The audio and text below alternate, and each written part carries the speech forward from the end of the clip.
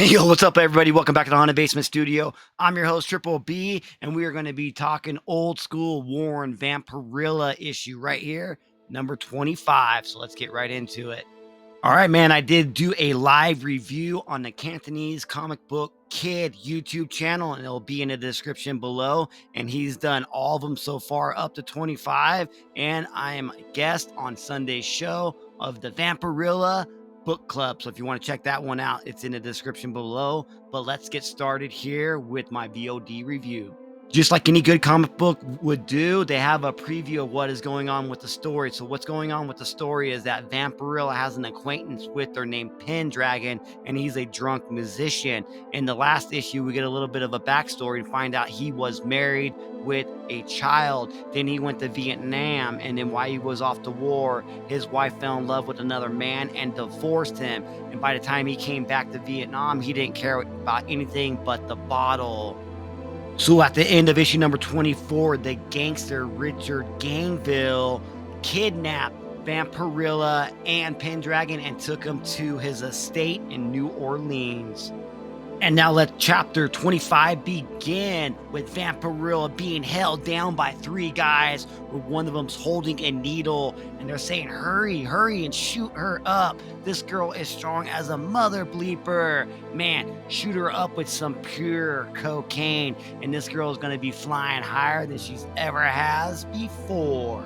And then as the three gangsters just leave Vampirella there on the ground, stoned out of her mind, passed out, not even moving, wondering even if she is alive. Pendragon is in the corner looking down at Vampirella saying, oh my God, they're gonna make her a crazed drug addict, and that is because of me. They want to punish me because I left my daughter and wife all those years ago to the bottle.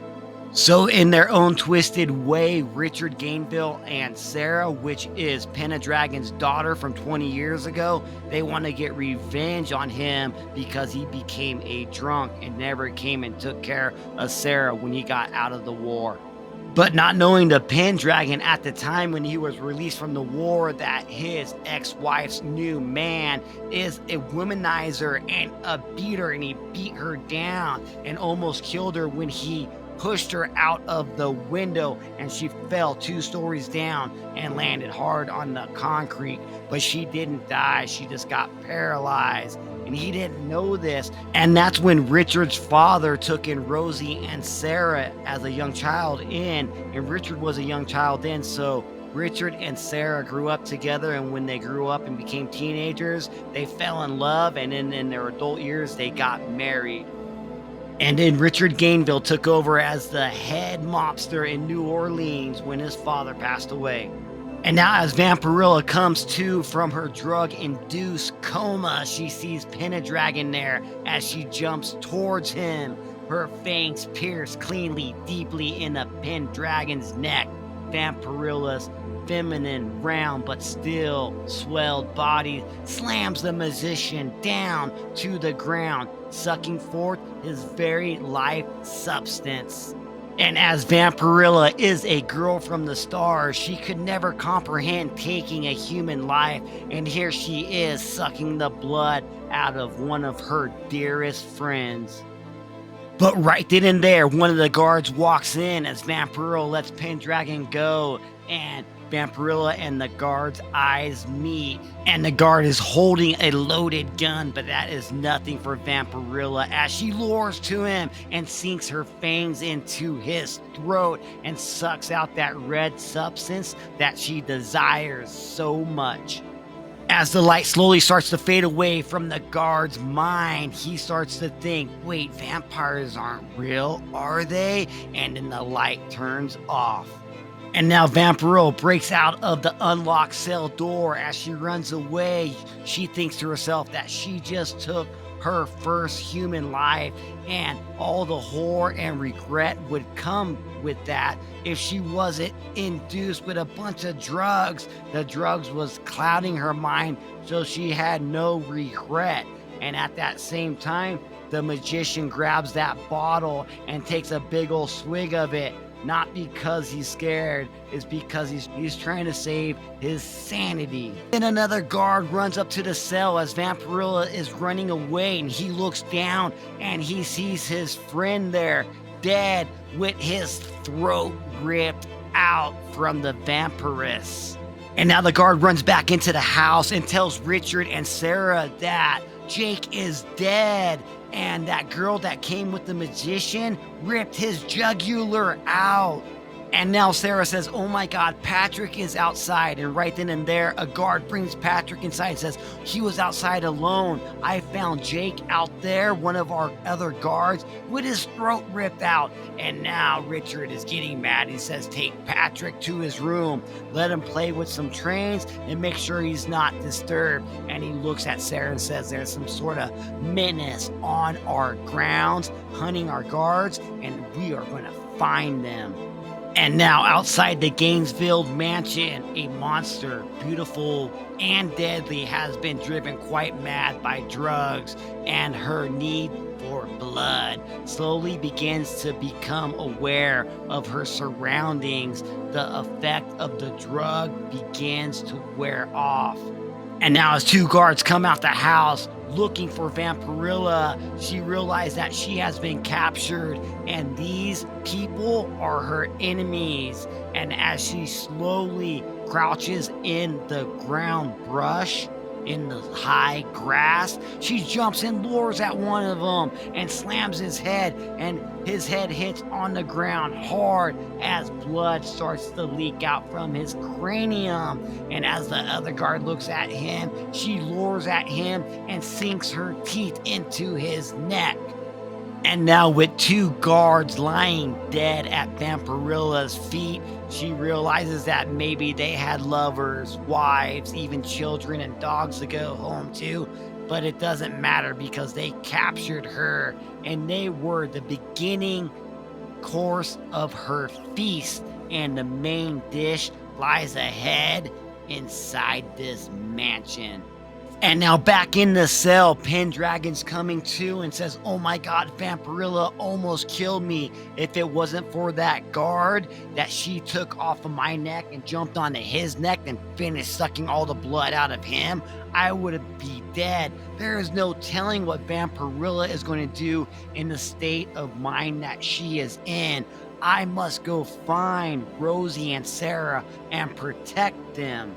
Now as Pendragon runs out of the cell, he hears screams coming from the house, the mansion. As he runs in, he sees Rosie there in her wheelchair because she is paralyzed.